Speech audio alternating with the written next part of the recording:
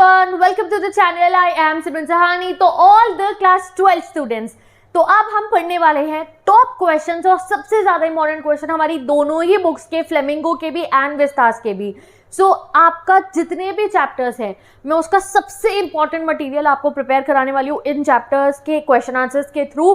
तो बस बैठ जाओ आराम से, एक कॉपी लेकर बैठ जाओ या अपना फोन का जो कमेंट सेक्शन है उसे स्टार्ट कर लो। बहुत सारे क्वेश्चन पढ़ेंगे, जितना इंपॉर्टेंट क्वेश्चन बन सकते हैं आज इस वीडियो में कंप्लीट कर लेंगे। इसके बाद आपको कोई डाउट्स नहीं रहेंगे चैप्टर में। And I am telling you guys, ये वो क्वेश्चन है जो आपके एग्जाम में हर क्वेश्चन में मदद करने वाले हैं। बेस क्वेश्चंस मैं इन्हें कहती हूँ, बेसिक क्वेश्चंस है, एक एक लाइन से निकले हुए हैं हमारे पूरे चैप्टर्स की। इन्हें करने के बाद पैरेलल आ जाए, डायरी एंट्री आ जाए, कोई भी क्वेश्चन आ जाए तो मैं आंसर्स की फॉर्मेशन आती होगी, लाइनें रटी हुई होंगी, कुछ भी अटेम्प्ट कर सकते हो। ठीक है जी, तो स्टार्ट करते हैं अपने फ्लेमिंगो के क्वेश्चन से एंड फिर आएंगे हम अपने विस्तास के क्वेश्चन के ऊपर। So let's begin with the flamingo का पहला चैप्टर हमारा द लास्ट लेसन। ये जितने भी क्वेश्चन है ये ना मिक्स्ड बैग है। लास्ट लेसन के बहुत सारे करेंगे, फिलोसफी के करेंगे। इससे आपने अगर अभी तक चैप्टर में कोई भी डाउट्स थे तो पूरा का पूरा चैप्टर आपका गाइस रिवाइज हो जाएगा। पूरे फ्लेमिंगो की बुक का यही रिवीजन हो जाएगा इन क्वेश्चन आंसर्स के अंदर। एंड ये क्वेश्चन आपको जरूर पढ़ के जानी है। ये क्वेश्चन की जो लाइन्स है बहुत ईजी लिखी है मैंने, बिल्कुल सिंपल लैंग्वेज लिखी है। ये लाइनें याद कर लो, कोई भी क्वेश्चन एग्जाम में आ जाए बस ये क्वेश्चन की लैंग्वेज बदली हुई होगी, इन्हीं लाइन्स का आप आंसर कर देना। रही बात आपके पैरेलल क्वेश्चन की, तो पैरेलल क्वेश्चन का मैंने आपको बता दिया है या फिर अभी थोड़ी देर बाद वीडियो बना के बता दूंगी। पैरेलल क्वेश्चन का मैंने एक पीडीएफ रेडी कर दिया है जिसमें हाई एंड क्वेश्चंस है, उसका लिंक भी लगा दिया गूगल ड्राइव पे, वहां से तुम पैरेलल क्वेश्चन पढ़ लेना। बट यहाँ पे मैं तुम्हें पैरेलल क्वेश्चन को डील करना, शॉर्ट क्वेश्चन सब कुछ कराने वाली हूँ, तो बहुत ही ध्यान से ईयरफोन को प्लग इन कर लो। जो क्वेश्चन मैं बोलूंगी मुझे आंसर चाहिए कॉमेंट सेक्शन के अंदर, तुम्हारी लैंग्वेज में लिखा हुआ। तो जल्दी से टाइपिंग स्पीड अपनी बढ़ा लो और कॉमेंट सेक्शन में आंसर करना शुरू कर दो। पहला क्वेश्चन हमारा आता है, why according to you was little Franz afraid of being scolded. कोई मुश्किल क्वेश्चन नहीं है। डर उसे क्यों लग रहा था? क्योंकि उसने पार्टिसिपल नहीं पढ़े थे, वो स्कूल के लिए लेट हो गया था। तो इस बात को तुम्हें लिखना है अपनी लैंग्वेज के अंदर। यहाँ मैंने अपनी लैंग्वेज में लिखा है, फ्रांस को डर लग रहा था बिकॉज उस दिन उसने लेसन प्रिपेयर नहीं करा था पार्टिसिपल्स का, एनएमएमएल ने टेस्ट कर लिया था। Secondly he has the reach the school very late in the morning. Secondly वो लेट भी हो गया था। दो रीजन थे डरने के। तुम अपनी लैंग्वेज में हर बच्चा लिखेगा। सेकेंड वाला क्वेश्चन आता है, what three things in school surprise France the most that day. कौन सी तीन चीजें थी जिसने फ्रांस को सबसे ज्यादा सरप्राइज करा था? तो पहली चीज जिससे सरप्राइज करा था, यूजुअली जो क्लास होती थी उसमें बहुत शोरगुल्ला होता था, आज बहुत ही ज़्यादा काम थी उस चीज़ ने। सेकंड जो एम हैमिल सर की ड्रेस थी, एंड जो थर्ड थी वो विलेजर्स जो बैठे हुए थे बैक बेंचेस पे। तीनों चीज़ों को तुम्हें मुझे बताना है। ड्रेस क्या थी एम हैमिल्स की, जल्दी से लिखो, लाइव चैट के अंदर लिखो, सिंपल वाले कमेंट में लिखो। विलेजर्स पीछे बैठे हुए थे, तो कौन कौन से विलेजर्स थे वो? हॉसर था, कौन था ये लिखो। ठीक है, तो ये टेस्ट भी हो रहा है, ये रिविजन भी हो रहा है। ठीक है जी। और जो है हमारा काम इन्वायरमेंट क्या था, वो डेस्क की खुलने की बंद होने की आवाज़ नहीं आ रही थी, एम हैमिल सर के जो है रूलर की आवाज़ नहीं आ रही थी, बच्चों के चैप्टर पढ़ने की आवाज़ नहीं आ रही थी। फॉर्म दी आंसर, वैसे अगर आप ये भी लिख दोगे तो ठीक है, बट मैं लॉन्ग फॉर्म में लिखने को कह रही हूँ। अगला क्वेश्चन आता है, what used to be the usual scene at Franz का स्कूल। ये आ गया आंसर जो मुझे चाहिए था तुम्हारे हाथ से। ये देखो, usually when the school began, France के स्कूल में हसल बसल होती थी। ठीक है जी। Opening and closing of desk की आवाज आती थी, लेसन के रिपीट होने की आवाज आती थी, टीचर के रूलर की। अब जब कोई आपको बड़ा क्वेश्चन आएगा ना, लॉन्ग क्वेश्चन, और तुम फंस रहे हो, जैसे लास्ट लेसन का आ गया, तुम फंस रहे हो, तो उसमें तुम लास्ट लेसन की पूरी स्टोरी बताना कि फ्रांस था, वो लेट हो गया था स्कूल जाने को, वो स्कूल पहुंचता है, उस स्कूल का एटमॉस्फेयर बहुत चेंज था, ये दिखाई दे रहा था कि सब उस दिन वहाँ कितने टेंस थे। तो ये सब लाइन है गाइस, इस क्वेश्चंस को मैं बेस क्वेश्चंस कहती हूँ।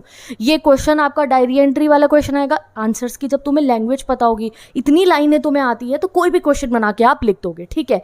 अब how was the learning of the boys like France neglected in France, else's sorry. कैसे निग्लेक्ट करते थे? जो पेरेंट्स होते थे बच्चों को पैसा कमाने के लिए भेज दिया करते थे, और एम हैमिल सर भी पौधों को पानी देने एंड फिशिंग करने के लिए छुट्टी करवाते थे। Those who were in class suddenly realized the importance of French language. Why did this happen? जो लोग वहाँ उस दिन क्लास में बैठे थे उन्हें एकदम से अपनी लैंग्वेज की इंपॉर्टेंस क्यों पता चली? तो एम हैमिल ने फ्रेंच लैंग्वेज को कहा most beautiful, logical and clear language, पता है ना। और उन्होंने ये कहा कि उनकी लैंग्वेज की है उनके प्रिजन की, इसलिए उन्होंने कहा कि ये सबसे इंपॉर्टेंट है कि तुम अपनी लैंग्वेज को गार्ड करो। लिखो इसे। Next question, what a thunderclap these words were to me. कौन से वर्ड्स थंडर क्लैप थे? जल्दी बताओ लाइव चैट के अंदर, कौन से वर्ड्स थंडर क्लैप थे? किसी को याद है?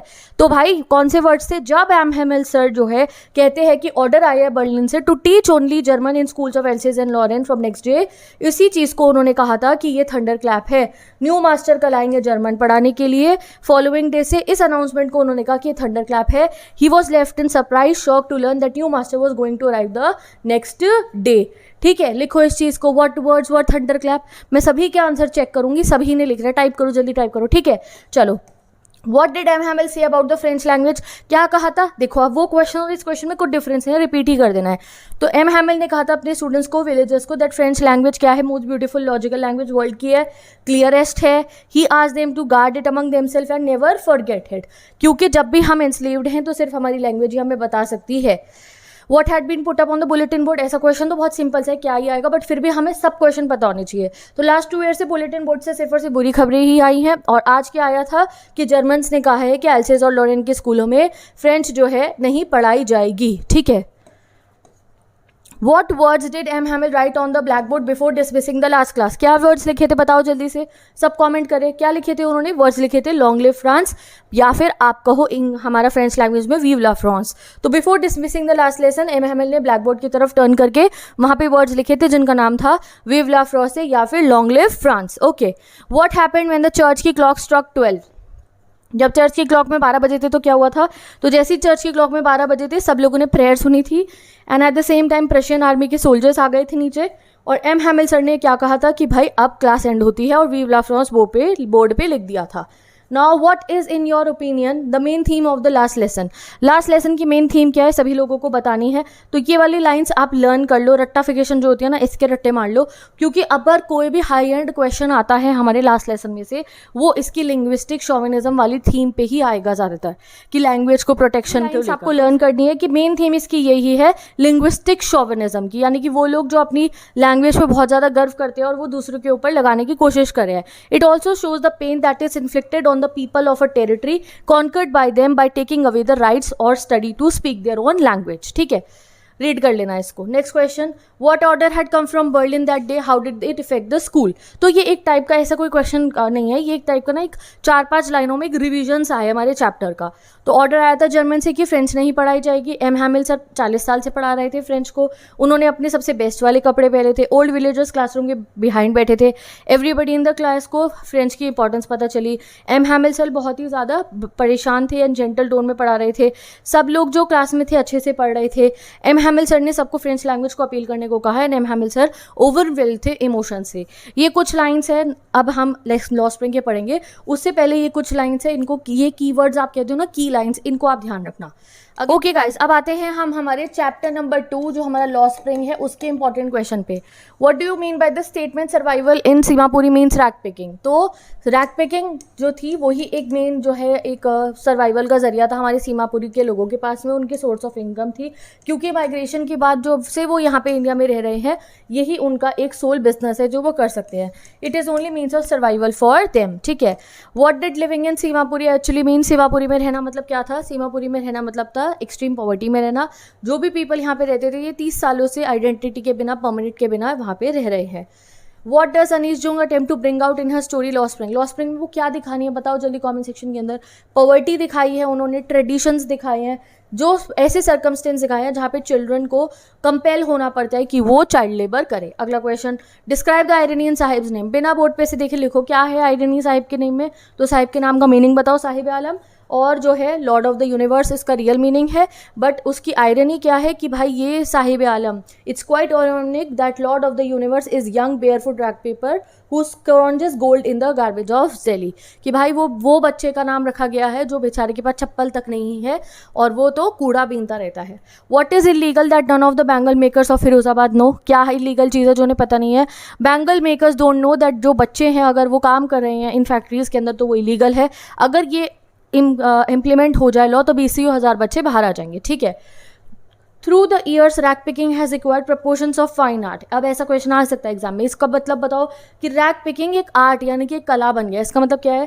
तो जस्टिफाई द स्टेटमेंट। तो in Seemapuri everyone is partner in survival, हर कोई पार्टनर इन सर्वाइवल है, all have to work for survival, so actually they have become professionals and so rag picking is no more dull and monotonous job. तो उन लोगों के लिए अब rag picking एक प्रोफेशन, बिजनेस की तरह हो गया है, उनको कोई डल और जॉब नहीं रही है कि now it is their business, now they do everything for their rag picking. ठीक है, why does the author make the statement steel canister seems heavier than the plastic bag? क्यों उन्होंने ये बात बोली कि स्टील का कनिस्टर अब प्लास्टिक के बैग से हैवी है? तो साहिब जो पहले बहुत खुश दिखता था, लिखो तुम खुद बना के लिखो, कितना आसान है ये। तो साहिब वो बच्चा जो पहले खुद बहुत ही ज़्यादा हैप्पी केयर फ्री रहता था जब वो टी स्टॉल पे काम जब वो बिना टी स्टॉल के काम वाला था ना, मतलब कि कूड़े का बैग लेके घूमता था। His face doesn't show that care free look now. अब उसके फेस पे वो केयर फ्री लुक नहीं दिख रहा था, अब उसे बाउंड और बर्डन फील हो रहा था। फॉर दिस रीजन ऑथर ने कहा था steel canister seems heavier than the plastic bag. ठीक है। Why do the bangle maker fail to organise themselves into a cooperative? क्यों बैंगल मेकर खुद को कोऑपरेटिव में नहीं बना पा रहे थे? क्योंकि young bangle makers vicious circle में जो है बंधे हुए हैं, वहाँ बहुत ज़्यादा पुलिस से डरते हैं, लीडर्स से डरते हैं, एंड जो है अब वो टायर हो चुके हैं, मतलब टायर्ड हो चुके हैं कि अब हम क्या ही करें, कुछ फ़ायदा नहीं होगा। ये क्वेश्चन बहुत इंपॉर्टेंट है, जल्दी से लिखो इसको। It is his karma his destiny. किसने कहा था ये, जल्दी कमेंट सेक्शन में बताओ। तो ये लाइन बोली थी मुकेश की दादी जी ने। It is his karma his destiny says Mukesh की grandmother. She wants to say that they are family of bangle makers, और उनकी फैमिली कभी भी इस ब्रेक नहीं कर सकती इस भगवान की दी हुई किस्मत को। ठीक है। The only job they knew वो क्या है, बैंगल मेकिंग। सो इस वजह से उन्होंने खुद के हस्बैंड को भी देखा था अंधे होते हुए, एंड इवन देन जो है वो चाहे भी तो भी वो कहती है कि हम जो है नहीं निकल सकते इस सिस्टम के अंदर से। ठीक है। She can't afford to have anything else in mind except the bangle making. तो उनकी तो सोच ही इतनी हो चुकी है। She can't think that Mukesh who dreams of becoming a motor car mechanic, वो मोटर कार मैकेनिक जैसे मुकेश सोच रहा है उसकी तो ड्रीम्स है, दादी वादी तो ये सब सोच ही नहीं सकती हैं।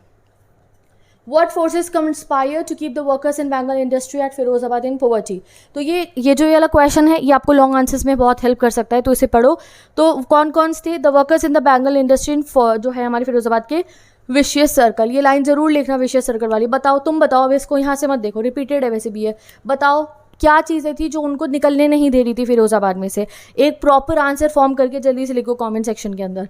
तो क्यों वो डरते थे कि पुलिस उनको ही जो है जेल में डाल देगी अगर वो कुछ प्रोटेस्ट करेंगे।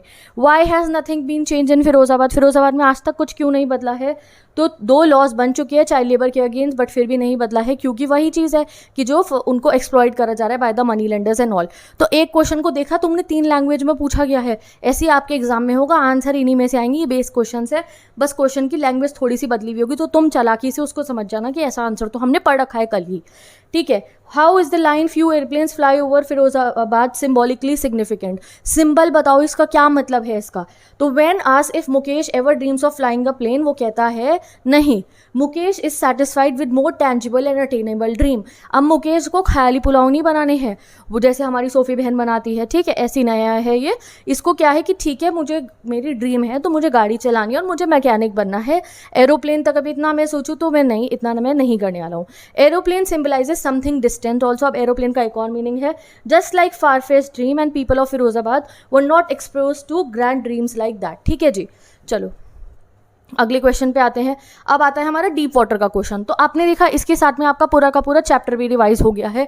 लॉ स्प्रिंग में क्या था, लॉ स्प्रिंग में वो कूड़ा बीनता था, मैडम जी सीमापुरी गई थी, बच्चों के पैरों में जूते चप्पल नहीं होते थे, स्टील का कनस्तर अब हैवी लग रहा था। यही तो है चैप्टर, और है क्या। मुकेश का भी आपको समझ में आ गया, फिरोजाबाद की फैक्ट्री में वो काम करता था और उसकी ड्रीम थी बैंगल मेकर बनना, और जो उसकी दादी जी की बात है God given lineage, vicious circle, ये इसके मेन पॉइंट्स है। तो क्वेश्चन से वो रिवाइज भी हो गए हैं। चलो अगला क्वेश्चन देखते हैं। Why did Douglas decided to learn swimming at YMCA pool? तो क्यों करी थी, जल्दी लिखो कमेंट सेक्शन में। मैं तो बताऊंगी ही नहीं, सांझों को मैंने रीड ही नहीं करना, जल्दी लिखो। क्यों गए थे YMCA पूल पे, याकिमा रिवर पे क्यों नहीं गए थे? Form the answer yourself. तो YMCA पूल उन्हें सेफ लगता था, 2 से 3 फीट था शैलो एंड पे, 9 फीट डीप था अपने डीपर एंड पे, तो इस वजह से उन्होंने सोचा कि मैं वहीं तो स्विम करूंगा। I had an aversion to water when I was in it, says Douglas. When did he have an aversion to water? तो जब भी aversion आएगा और तुमने YMCA पूल का किस्सा लिख दिया तो भाई साहब नंबर नहीं मिलेंगे, क्योंकि aversion तो कैलिफोर्निया बीच वाला था, यानी कि बचपन से ही पानी का हल्का सा डर तो था। तो at the age of 3 or 4 Douglas ने विजिट करा था कैलिफोर्निया बीच को अपने पापा के साथ। वहाँ पे वो उनके साथ सर्फिंग बोट पे थे, वेव्स ने उन्हें नीचे गिरा दिया था और वो पानी के नीचे फंस गए थे। उस समय वो बहुत टेरिफाइड थे, तब से उनका दिमाग में पानी का डर हो गया था। तो ये तो बहुत ईजी लैंग्वेज में लिखा हुआ है। What was the miss adventure that happened at the YMCA pool? क्या मिस एडवेंचर हुआ था गाइज YMCA पूल के ऊपर? जल्दी से देखो। तो इसको विलियम डगलस ने डिसाइड करा था स्विमिंग करेंगे YMCA पूल में सेफ्टी के रीजन से। सो उन्होंने बिगेन करा ओवरकम फियर को, चाइल्डहुड एवर्जन को भी, और वो पानी के अंदर गए थे। बट उसी दिन मिस एडवेंचर होता है। दैट पर्टिकुलर डे वो पूल पे जल्दी पहुंच गए थे जितना वो यूजुअली पहुंचते थे। वो बाकी लोगों का वेट कर रहे थे और पानी में नहीं जा रहे थे। Then came N 18-year boy जिसने उन्हें उठाया और पानी में टॉस कर दिया। टॉस मतलब हो गया फेंक दिया। Douglas went at once to the bottom of the pool sitting position में। He was nearly drowned. इस मिस एडवेंचर ने उन्हें बहुत सालों तक हॉन्ट करा। ठीक है। What made Douglas feel under water that he was alive? अब डगलस को पानी के अंदर फील कैसे हुआ कि नहीं मैं जिंदा हूँ, मैं मरा नहीं हूँ? तो डगलस को बहुत पैरालाइज फील हो रहा था अंडर वाटर। इवन जो वो चीख रहे थे वो भी उनके गले में चीखें उनकी रुक रही थी। सिर्फ उनका हार्ट पाउंड हो रहा था, यानी कि धक धक कर रहा था। वो इसी चीज़ से उन्हें पता चला कि मैं जिंदा हूँ। How did misadventure at YMCA pool affect him? तो मिस एडवेंचर का बहुत हॉन्टिंग एक्सपीरियंस था उनके लाइफ में। डगलस ने कभी भी उसके बाद पूल में नहीं गए, वो पानी भी अवॉइड करा। और जितने समय वो बड़े होते रहे वो जो है पानी से बहुत ज़्यादा डरते थे। ठीक है। जब भी वो पानी के पास जाती थी तो क्या होता था गाइस, ये लाइन रखो, उनकी जो लेग्स थी वो पैरालाइज हो जाती थी। आइसी हॉरर, आइसी मतलब बिल्कुल ठंडा सा डर पड़ जाता था मन में। It deprived him pleasures of fishing, boating and swimming, और कोई और टाइप की activity. Next question, what valuable lesson did Douglas learn from the terrifying experience from the pool water? तो पूल में बढ़ने वाले जब वो थे तो क्या एक्सपीरियंस उनको मिला था, क्या लेसन मिला था? जल्दी बताओ कमेंट सेक्शन के अंदर। What was the lesson? तो डगलस ने जो लेसन सीखा था वो ये था that there is terror only in the fear of death, all we have to fear is the fear itself, will to live is greater than fear of death. कि अगर हम डर के आगे जीत पा लेंगे तो हम बहुत ज़्यादा आगे बढ़ सकते हैं। How did the instructor built a swimmer out of Douglas? कैसे इंस्ट्रक्टर ने स्विमर बनाया था? अब ऐसे क्वेश्चन में डगलस के ऊपर कोई भी क्वेश्चन आएगा, सपोज करो कोई लॉन्ग क्वेश्चन आ गया डगलस के तरफ से, आप लिख रहे हो कि आपको आ जाए question that you are Douglas, और आप लिखो एक स्पीच लिखो, एक आर्टिकल लिखो, एक डायरी लिखो कि आप, या फिर आपको किसी और करेक्टर से मिलवा दिया कि तुम उससे मिल रहे हो। मैं कहूँ कि तुम जो है डगलस जी किससे मिल सकते हैं? डगलस जी वो रैट ट्रैप सेलर से मिल रहे हैं और उससे बता रहे हैं कि मेरी लाइफ में मुझे ये डर था, मैं इससे बाहर निकला। तो ये आप लाइन्स इसमें यूज़ कर सकते हो कि कैसे उन्होंने स्टेप बाय स्टेप एक्सपर्ट से जो है स्विमिंग सीखी थी। तो पहले उसने वो बेल्ट लगाई थी, याद है ना। सेकंड नंबर पे उसने जो है इनहेल एक्सहेल वाली एक्सरसाइज कराई थी। नेक्स्ट उसने जो है पूल में किक करवाया था लेग्स को। तीनों चीज़ें याद हो गई। 10 बिट बाय बिट उसने जो है 7 मंथ्स के अंदर, यानी कि अक्टूबर में शुरू करके अप्रैल में 7 मंथ्स ही आ रहे हैं ना, जरा काउंट कर लो, गड़बड़ ना लिखो, बना दिया पूरा का पूरा स्विमर हमारे डगलस को। ठीक है जी। तो इस वाले क्वेश्चन को जो है ध्यान से देख लो। अगला question, describe how the instructor made swimmer out of Douglas. वही क्वेश्चन है बट थोड़ी डिफरेंट लैंग्वेज में पूछ लिया। How did Douglas remove his residual doubts of fear of water? बहुत इंपॉर्टेंट क्वेश्चन है। रेजिडुअल डाउट्स मतलब क्या हुए? जो बचे हुए डर थे ना, इवन दो वो स्विमिंग सीख चुके थे, उन्होंने कैसे बाहर निकाला था? तो डगलस जो है ट्रेनिंग के अंडर में भी जब उनको अच्छा स्विमर बना दिया था उसके बाद भी उन्हें काफ़ी सारे डाउट्स होते थे, वो सेटिस्फाइड नहीं थे। तो इसलिए वो ये लिखना है आपने, जल्दी से लिखो इस वाले क्वेश्चन को भी। सो वो जाते लेक वेंटवर्थ पे, ठीक है, और लेक वेंटवर्थ पे जाके वो डुबकी मारते ट्रिग आइलैंड पे, और 2 मील तक जो है स्विम करके स्टैम्पैक आइलैंड तक जाते हैं। उस समय उनको डर थोड़ा सा बाहर आता है, ठीक है जी। उसके बाद जब उन्हें मौका मिलता है तो वो वॉर्म लेक पे जाते हैं, ठीक है। एंड वॉर्म लेक पे जाके उन्होंने क्या करा था, दूसरे शोर तक जाते हैं। एंड अब की बार उन्हें डर बिल्कुल भी नहीं लगा था, ठीक है जी। विद दिस गाइस हमारे डीप वाटर के भी इंपॉर्टेंट क्वेश्चन हो गए और तुम्हारा पूरे चैप्टर का रिविजन भी हो गया। ये मोस्ट इंपॉर्टेंट शॉर्ट क्वेश्चन है फॉर योर एग्जाम्स, ठीक है जी। चलिए अब आते हैं हमारे रैट ट्रैप चैप्टर पे। How did the rat trap seller manage to survive? तो ये लाइन क्या है, बहुत आसान है, बताओ जल्दी से, कैसे सर्वाइव करता था रैट ट्रैप सेलर? हर बच्चे ने कमेंट सेक्शन में लिखना है, जल्दी जल्दी फास्ट लिखो। ये वाली लाइन कॉपी करके मत लिखना, खुद के लैंग्वेज में लिखो। तो he made rat traps of wire, went around selling them. Since business profitable नहीं था तो बेग और स्टील भी करता था। आप कोई भी क्वेश्चन है और आपको रैट ट्रैप सेलर के बारे में बताना हो तो यू कैन यूज दिस, ठीक है। From where did the peddler get the idea of world being a rat trap? World rat trap है, ये आइडिया इसे लगा कहाँ से? तो ट्रैम्प जो है सेल करता था small rat traps made of scrap wire. एक दिन वो जो है एक आइडिया उसके दिमाग में आता है कि ये पूरा का पूरा वर्ल्ड क्या एक बिग रैट ट्रैप है और ये सिर्फ और सिर्फ हमारे लिए बेट्स देता है। बेट्स मतलब क्या हुआ, लालच। ये सब कुछ क्या है, धरती, ये जो है शेल्टर, जॉय, फूड, ये सब लालच है। और ये जो है जैसे ही हम इसमें फंसते हैं ये हमें बंद कर लेता है। तो ये बहुत इंपॉर्टेंट है। फिलॉसफी डायरेक्ट आए ना आए, ये फिलॉसफी रैट ट्रैप की आप किसी भी क्वेश्चन में लिख सकते हो। Y could the peddler not come out of the forest, क्यों नहीं आ पा रहा था वो फॉरेस्ट से बाहर? क्योंकि the forest was big and confusing, paths गोल गोल घूम रहे थे, तो गोल गोल को लिखोगे paths turn back and forth. He realise that he had been walking around in the same part of the forest. Why was the crofter so talkative and friendly with peddler? अब क्रॉफ्टर अंकल का कहाँ से दिमाग फिर गया था कि अनजान आदमी से बात करे थे, कुछ तो रीज़न होगा. तो क्रॉफ्टर बहुत लोनली थे, ठीक है, अकेले रहते थे अपने कॉटेज में अपनी बीवी के बच्चों के बिना, इसलिए उनको एक कंपेनियन चाहिए था, इसलिए वो एक स्ट्रेंजर से बात करके भी गाइस देखो वो खुश हो रहे थे. That's why he was very talkative. तो रैट ट्रैप के ऊपर ना लोनलीनेस के ऊपर भी आ सकता है कि लोनलीनेस इसकी थीम है. तो जब लोनलीनेस आएगा तो क्रॉफ्टर का एग्जाम्पल दे देना. Yes, this chapter clearly discusses about the theme of loneliness. Crofter का एग्जाम्पल देना, वो भी अरे एडला और एडला के पापा भी लोनली थे, वो कहते तो हम अकेले क्रिसमस पे, मम्मी भी जो थी एडला की वो अपना ही रही थी, भाई लोग भी बाहर पढ़ने गए हुए थे. तो लोनलीनेस की थीम दिखा रहा है. और रैट ट्रैप सेलर भी तो लोनली था, उसका कौन सा कोई था साथ में. Y did the peddler decline the invitation of iron master? क्यों डिक्लाइन करा था? तो आयरन मास्टर का इन्विटेशन इसलिए डिक्लाइन करा था क्योंकि पेडलर को नहीं चाहिए था कि उसकी आइडेंटिटी रिवील हो, वो तो वैसे भी चोरी करके आया था. ठीक है जी. Why didn't the stranger tell the iron master that he was not Nils Olof? अब ये क्वेश्चन आता है कि वो पहली बारी में क्यों नहीं मना कर देता कि मैं नील्स ओलफ नहीं हूँ, आप गलत पहचान रहे हो. तो आयरन मास्टर जब उसे मिस्टेक करते हैं कि तुम कैप्टन नील्स ओलफ हो, ओल्ड रेजिमेंट के कॉमरेड, तो वो डिसाइड करता है कि वो उन्हें करेक्ट नहीं करेगा क्योंकि उसे लालच था कि वो उसको कुछ पैसे दे देंगे. Therefore he doesn't want to जो है अनडिसीव हिम, यानी कि उसको नहीं बता रहा था. ठीक है. What hospitality did peddler enjoy at manor house? Manor house क्या हुआ? एडला के घर पे. इस क्वेश्चन में कंफ्यूज मत होना. क्रॉफ्टर हाउस में उसने पॉरेज खाया था, मैनर हाउस इज एडला के घर पे. क्या क्या हुआ था? एडला के घर पे उसे नहलाया गया, शेव कराया गया, क्लीन करा गया, ड्रेस अच्छे कपड़ों में पहनाया गया, उसको होल शूज़ भी दिए गए थे. ठीक है. और साथ ही के साथ में खाना खिलाया गया और क्रिसमस की हर फेस्टिविटीज़ के अंदर उसको जो है हिस्सा बनाया गया. How did the peddler defend himself against not having revealed his true identity? वो खुद को डिफेंड कैसे करता है जब वो कहते हैं कि तुमने हमें झूठ क्यों बोला? तो वो कहता है, peddler explain that he had no pretensions. Pretension मतलब अपने दिमाग में पहले से उसकी ये सोच नहीं थी regarding his true identity. He was not at fault. ठीक है, उसने तो कुछ ऐसा करा ही नहीं था. ऑल अलोंग उसने जो है हमेशा ये कहा था कि मैं पुअर ट्रेडर हूँ, एंड उसने कहा था मुझे यहाँ से मत रहने दो. ठीक है जी. चलो. Why did Edla plead with her father not to send the vagabond away? क्यों वो प्लेड करती है? क्योंकि उसे क्रिसमस ईव के दिन पे किसी एक इंसान को जिसको उसने खुद बुलाया था वापस नहीं भेजना था. प्लस एडला को पता था कि क्रिसमस का मतलब होता है काइंडनेस. तो क्रिसमस की स्पिरिट को अलाइव रखने के लिए उसने वेगाबाउंड का हुआ रैट ट्रैप सेलर ही उसको वहाँ पे रखा कि उसे वो कंफर्ट दे पाए एक दिन का. She justified that they had invited him against his will, कि हम ज़बरदस्ती बुला के लाए हैं, एंड क्योंकि वो लोनली है तो क्रिसमस ईव वो यहीं रहे. Why was Edla happy to see the gift? तो ये सब तुमने बताना है मुझे कॉमेंट सेक्शन में. गिफ्ट में क्या था जो एडला के लिए छोड़ा था हमारे रैट ट्रैप सेलर ने? तो एडला हैप्पी क्यों थी गिफ्ट को देखकर? तो एडला बहुत ज़्यादा हैप्पी थी गिफ्ट को देखकर क्योंकि पेडलर ने कहा था कि पेडलर ने उसकी रिस्पेक्ट रखी थी, उसने जो है सारे चोरी करे हुए पैसे वापस कर दिए थे. इस वजह से वो बहुत ही ज़्यादा खुश होती है.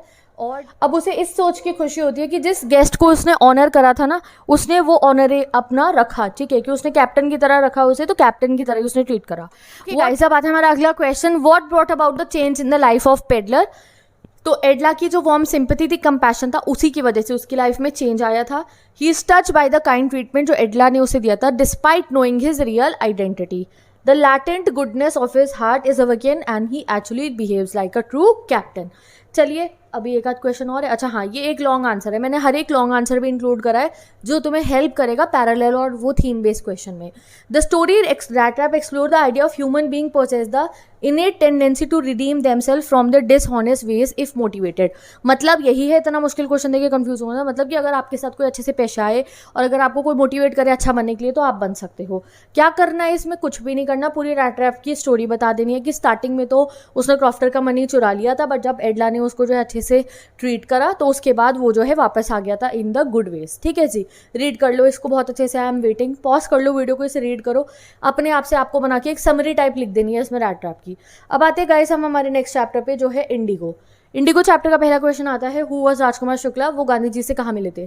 तो Rajkumar Shukla was a poor peasant जो चंपारण से थे और वो गांधी जी से मिले थे कंप्लेन करने के लिए अगेंस्ट द जो बिहार के अंदर उनके चंपारण के अंदर क्या चल रहा था, इनजस्टिस ऑफ लैंडलॉर्ड्स. ठीक है. Why did Gandhi ji decided to go to Muzaffarpur? Muzaffarpur वो क्यों जा रहे थे चंपारण जाने से पहले? And what sort of perception did he get there and why it was it unusual? 3 question है भाई साहब इसमें. तो गांधी जी मुजफ्फरपुर क्यों गए थे बताओ जल्दी से कमेंट सेक्शन में. इन्फॉर्मेशन गैदर करने के लिए। जब वो वहाँ जाते हैं तो उन्हें समझ में आता है कि वहाँ पे बहुत सारे स्टूडेंट्स उनका वेलकम करने के लिए आए थे। याद है आपको? About the peasant that Shukla was capable of, incapable लिखना है यहाँ पे, शुक्ला जी जो नहीं बता पा रहे थे। He was given warm and great reception by students. The unusual thing was that government professor harboured him in his house. तो जो प्रोफेसर मलकानी ने अपने घर में रुकाया था वो बात हो रही है। Why had the sharecropper peasants pay compensation, compensation क्यों पे करते हैं वो? तो British landlord were interested in synthetic indigo to get more profit. They asked the peasant to pay compensation for being freed from the 15% long term contract. तो वो जो contract थे ना 15% वाले, तो उन्होंने काफ़ी फार्मर्स को कहा हम ये कॉन्ट्रैक्ट खत्म कर देंगे, तुम हमें पैसे दे दो। और जो नहीं दे रहे थे तो पीट पीट के उनसे पैसे लिए थे। What made British realize that Indians could challenge their might hit heritio unquestioned? यानी कि ब्रिटिशर्स को कब रियलाइज़ हुआ कि वो जो है इंडियंस के ऊपर, इंडियन भी मतलब अपना बैकफायर कर सकते हैं। तो गांधी जी को जब कोर्ट में बुलाया गया था मोतीहारी के, और बाहर बहुत सारे पीजेंट्स आए थे डेमोन्स्ट्रेशन करने, तब इंडियंस की यूनिटी देखकर ही हिल गए थे पूरे के पूरे ब्रिटिशर्स। ऐसा क्वेश्चन आ सकता है, ध्यान रखना। How did Gandhi teach his followers a lesson in self reliance? तो एंड्रयू वाला केस बता देना कि जब एंड्रयू आए थे और वो चाह रहे थे बाकी लोग कि एंड्रयू रुक जाए, तो गांधी जी ने अपोज करा था और उन्हें मोटिवेट करा था कि to rely on yourself. ठीक है। Why did Gandhi tell the court that he was involve in conflict of duties? कब कहते हैं गांधी जी मैं कॉन्फ्लिक्ट ऑफ ड्यूटीज में हूँ? तो गांधी जी तब कहते कि उन्हें बैड एग्जाम्पल सेट नहीं करने by breaking law, but at the same time वो ह्यूमैनिटेरियन रीजंस की वजह से, इस वजह से जो है वो यहाँ से नहीं जाएंगे, कि इंसानियत के नाते वो चंपारण में ही रहेंगे। Why did Gandhi agree to settlement of 25%? 25% पे क्यों मान जाते हैं? क्योंकि according to Gandhi refund was less important in the fact that English landlord has been obliged to surrender, कि एटलीस्ट उन्होंने सरेंडर तो करा, उन्होंने हार तो मानी, गलती तो मानी। Why do you think Champaran episode was a turning point in India का इंडिपेंडेंस? क्यों था? क्योंकि गाइज ये first time civil disobedience movement की जीत हुई थी, यानी कि जब हमने अंग्रेज़ों की बात नहीं मानी और उन्हें नीचे झुकना पड़ा। It began as an ordinary attempt to free poor peasants from injustice and exploitation. इससे ब्रिटिशर्स के लिए जो मन में हमारे डर था वो निकल गया था, और गांधी जी ने उस दिन से ब्रिटिशर को डिक्लेयर कर दिया था कि हमारी कंट्री में रह के तुम हमारे पे दबदबा नहीं चला सकते। Why did Gandhi not take help of CF Andrews, यानी कि चार्ल्स एंड्रयूज? क्योंकि उन्हें जो है सेल्फ रिलायंट बनना था। एक क्वेश्चन इसमें अभी भी इंक्लूडेड नहीं है, वो है गांधी जी ने जो कल्चरल बेनिफिट्स के लिए काम किए थे। ये आप बताओगे कमेंट सेक्शन में, हर बच्चे को जिसको सबसे अच्छे से आंसर आते सब लिखो। कल्चरल बेनिफिट्स के लिए जो स्कूल खुलवाए थे, जो दवाइयाँ देते थे, जो वो लेडीज़ को जो है वो अपनी वाइफ को कहा था कि आप पूछो इनसे why do they change their saris and all that. और वो वाला क्वेश्चन जो क्लेनलीनेस के रूल से खाते थे, वो क्वेश्चन बहुत इंपॉर्टेंट है कल्चर वाला, तो ध्यान रखना। ठीक है, चलिए नेक्स्ट क्वेश्चन पे आते हैं अपने, यानी कि नेक्स्ट चैप्टर पे आते हैं अपने, पोएट्स एंड पैनकेक। तो why was Gemini studios, studies लिखा studio, a place of national integration? क्यों जेमिनाई स्टूडियो को नेशनल इंटीग्रेशन की जगह कहते थे? क्योंकि वहाँ पे पीपल आते थे हर कम्युनिटी से। मेकअप डिपार्टमेंट में अलग अलग कम्युनिटी के लोग थे, जैसे बंगाली, महाराष्ट्रियन, धरवर कन्नडिगा। लर्न करो गाइस, इनको लर्न करने के लिए जरा कॉमेंट सेक्शन खोलो और अभी लिखो। ऐसी चीज़ें तो दिमाग में ऐसे एक बार लिख लो ना, याद हो जाती है। तो Bengali, Maharashtrian, Dharwar Kannadiga, Andhra, Madras Indian, Christian, Anglo Burmese, local Tamil, इतने लोग थे। ठीक है। Why is the visit of Englishman refer to as unexplained mystery? जब इंग्लिशमैन पोएट आया था तो उसको अनएक्सप्लेन मिस्ट्री क्यों कहा गया है? तो विजिट ऑफ इंग्लिशमैन से बहुत रेज हुए थे क्वेश्चन, याद है ना? उन्हें पता ही नहीं था कौन सा पोएट आ रहा है, कौन सा पोएट आ रहा है, तो इस वजह से उनको पता ही नहीं था कि वो कौन सा पोएट आ रहा है। एंड इनफैक्ट जब वो आता भी है उसके बाद भी उन्हें समझ में नहीं आता, क्योंकि जो स्पीच उन्होंने दी थी वो किसी को समझ में ही नहीं आ रही थी। The Englishman name was unfamiliar and his credentials too were not conferred. None could understand his speech. Everyone wondered why he come to a film studio that made Tamil films for simple people who had no interest in English poetry, कि क्यों वो यहाँ आए थे? तुम्हें पता है communism पे जो है लेक्चर करने। Why does Ashoka Mitran call Shubhu a charitable and improvident man? बहुत इंपॉर्टेंट क्वेश्चन एग्जाम के लिए। वो शुभू जी को चैरिटेबल और इम्प्रोविडेंट मैन क्यों कहते हैं? तो वो इसलिए कहते हैं क्योंकि शुभू जी सभी को प्यार करते थे, उनके घर पे बहुत सारे रिश्तेदार रहते थे और जान पहचान के लोग। Hence the writer calls him charitable and improvident man. How did the people of Madras remember Gemini Studio and respond to the plays staged by the Moral Rearmament Army? तो Moral Rearmament Army के place के बारे में बताना है, but बताना कौन कौन से दो प्लेस थे, नाम लिखो जल्दी कमेंट सेक्शन में। तो मॉरल रिआर्मेंट आर्मी से सब लोग बहुत इम्प्रेस थे। दो प्लेस वो करते थे, जोतम वैली और forgotten factor. For some time to come, almost all Tamil priests presented the scene of sunrise and sunset in the manner as shown in the place. वो हमने वो फ्लूट बजा के वाइट बैकग्राउंड वाला भी इनका कॉपी कर लिया था. Why does the lesson convey about the literary taste of the staff of Gemini Studio as for English poetry was concerned? तो इंग्लिश पोइट्री में उनका क्या टेस्ट था, हमें क्या पता चला. तो जो स्टाफ था जेमिनाई स्टूडियो को, उनको सिंपल इंग्लिश पोइट्री ही पता थी. ठीक है, जैसे वर्ड्सवर्थ, टेनिसन की. मोर लिटरेट वन को कीट्स और शेली की पता थी, बहुत कम को एलियट की पता थी, यानी कि उनको ज़्यादा कुछ इंग्लिश पोइट्री का नहीं पता था. Y was Gemini studio favourite haunt of the poet? Poet इतने क्यों आते थे जेमिनाई स्टूडियो में? क्योंकि वहाँ टेस्टी कॉफ़ी मिलती थी और वहाँ बैठ के वो एंटरटेन करते थे खुद को और अपनी क्रिएटिविटी इन्हांस करते थे. Did the people of Gemini studio have any political affiliation? क्या है उनकी पॉलिटिकल एफिलिएशन? तो मोस्ट ऑफ दिस जो पॉलिटिकल एफिलिएशन है उनकी वो यही है कि वो गांधी जी के फॉलोअर है और वो खादी पहनते हैं. बियॉन्ड दिस उनका कोई पॉलिटिकल एफर्मेशन नहीं है. हाउएवर ये सब लोग कम्युनिज्म के अगेंस्ट थे. Why did the office boy come to the author? Why was the author praying for a crowd shooting? तो ऑफिस बॉय क्यों आता था ऑथर के पास और वो क्राउड शूटिंग क्यों प्रे करते थे?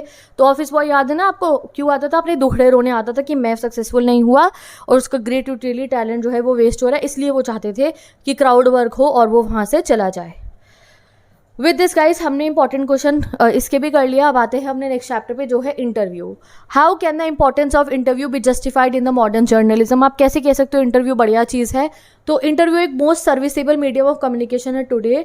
It has become common place of journalism. We can know about celebrities through interview. Celebrities के बारे में हम जान सकते हैं. What are some positive views on invitation? Interview क्या है? इन्विटेशन याद आ रहा है मुझे यहाँ पे भी. It is supremely serviceable medium of communication. ठीक है, विविड इंप्रेशन मिलती है कंटेम्प्रेरीज के. It equip ones with things related to life and progress. Umberto Eco का राइटिंग स्टाइल जो है वो कैसा है आपको ये बताना है. तो उम्बर्टो एको एक बहुत जीनियस और एक बहुत बढ़िया राइटर है. उन्होंने बहुत सारे टाइप की नॉवेल्स लिखी है और फिक्शंस भी लिखे हैं, एकेडमिक टेक्स्ट भी लिखे हैं, बच्चों की बुक भी लिखी है, न्यूज़पेपर के आर्टिकल्स भी लिखे हैं. 5 नॉवल है उनके और 40 नॉन फिक्शन वर्क्स है, याद रखना.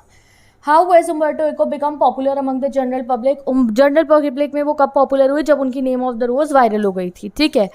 Y did the American publisher think that novel the name of the rose won't sell? उन्हें क्यों लगा था नेम ऑफ द रोज नहीं बिकेगी? क्योंकि उसमें मेडिवल हिस्ट्री की बात हुई थी और वो बहुत डिफिकल्ट टॉपिक है, इसलिए उन्हें लगा था कि यहाँ अमेरिका के लोग उसमें इंटरेस्ट नहीं दिखाएंगे. Why do most celebrities hate being interview? Celebrities को इंटरव्यू क्यों नहीं पसंद? क्योंकि उन्हें लगता है कि ये जो है उनकी लाइफ में दखल अंदाजी की तरह होता है. What do you infer from the expression thumbprints on windpipe? Thumbprints of windpipe का मतलब क्या हुआ? ये सॉल बेलो ने बोला था. थंबप्रिंट्स ऑफ विंड पाइप मतलब होता है कि जब उनका इंटरव्यू होता है तो वो उनके लिए बहुत ही स्ट्रैंगुलेटिंग मतलब जैसे किसी ने उनका गला दबा दिया, ऐसा एक्सपीरियंस होता है. It suggest that interviews are suffocating, painful and he detested मतलब हुआ hated. Why does Denis Brian believe that interview बहुत ही बढ़िया चीज़ है? तो डेनिस ब्रायन को ऐसा लगता है that almost everything of moment reaches us to one man. ठीक है, अच्छा नहीं मैंने गलत पढ़ दिया. Why does Denis Brian believe that interviewer जो इंटरव्यू ले रहा होता है holds a position of unprecedented power? कि उसके पास बहुत पावर होती है जब वो इंटरव्यू लेता है. तो ऑब्वियसली होती है क्योंकि उसके पास इतने सारे जनता के सवाल होते हैं और वो पूछ रहा होता है. So interview holds a unprecedented power. ठीक है. How does Eco find times to write? बहुत इंपॉर्टेंट क्वेश्चन है ये. तो वो इंटरस्टाइसेस में लिखते थे, याद है ना तुम्हारे को? उन्होंने कहा था कि मेरे को जब भी टाइम मिलता है बीच में कोई भी खाली उसमें मैं लिखने लगता हूँ, तो इसे रीड कर लो. अब अगर कोई चैप्टर तुम्हें ऐसा लग रहा है यार ये तो मुझे लाइन आती नहीं है, तो मेरे सर के ऊपर से जा रहा है, तो फाइनल रिविजन वाली वीडियो से सब कुछ रिवाइज कर लो. फ्लेमिंगो का 1 शॉट गिवन है, विस्तास का गिवन है, 2x पे करके देख लो. सिंगल चैप्टर की वीडियोज़ भी गिवन है, वहाँ से रिवाइज कर लो. ठीक है. Describe the uniqueness of academic style of हमारा उम्बर्टो एको. तो उनका एकेडमिक स्टाइल बहुत ही यूनिक है. ठीक है. वो प्लेफुल और पर्सनल क्वालिटी है उसके अंदर. वो रेगुलर एकेडमिक स्टाइल नहीं है, इनफैक्ट वो एक स्टोरी टेलिंग स्टाइल में लिखते हैं. उम्बर्टो एको कंसिडर्ड हिमसेल्फ नॉवेलिस्ट फर्स्ट और एन एकेडमिक स्कॉलर. क्या वो कहते हैं खुद को मैं कौन हूँ? तो उम्बर्टो एको खुद को एकेडमिक कम्युनिटी से ज़्यादा रेजोनेट करते हैं कि मैं वहाँ का ज़्यादा हूँ. He considered himself university professor जो संडे को ही नॉवल लिखता है और वो पेन क्लब में नहीं जाते हैं, वो अपने कॉलेज की क्लासेस लेते हैं. What did the novel the name of the rose become a huge success? क्यों बनी थी? क्योंकि वो एक सीरियस नॉवल थी जिसमें मेटाफिजिक्स और ये सब थी. It became success among those readers who don't want to go with the easy book. लिख देना आप. चलो अगला क्वेश्चन आता है हमारी सोफी मैडम का. ठीक है, बहुत सारे क्वेश्चन है. सोफी के इंपॉर्टेंट चैप्टर है ये साल के लिए. Why does Jansie want Sophie to be sensible? वो क्यों चाहती थी कि ये सेंसिबल बातें करे, इतनी ख्याली पुलाव ना बनाए? तो जैनजी को पता था सोफी के घर का बैकग्राउंड भी फाइनेंशियल पोजीशन भी. लिखो इस सबको. She knew that they were both earmarked for biscuit factory. इस वजह से वो कहती थी कि तुम ये सब मत सोचो. हु वॉज डेनी कैसी, why the Sophie talked about her him, sorry. तो डेनी कैसी एक यंग आयरिश प्लेयर था, यूनाइटेड टीम का था और वो बहुत पसंद करती थी। Why was Sophie jealous of Jio of silence, ठीक है, क्योंकि वो चाहती थी कि उसका भाई उससे अपने सीक्रेट शेयर करे।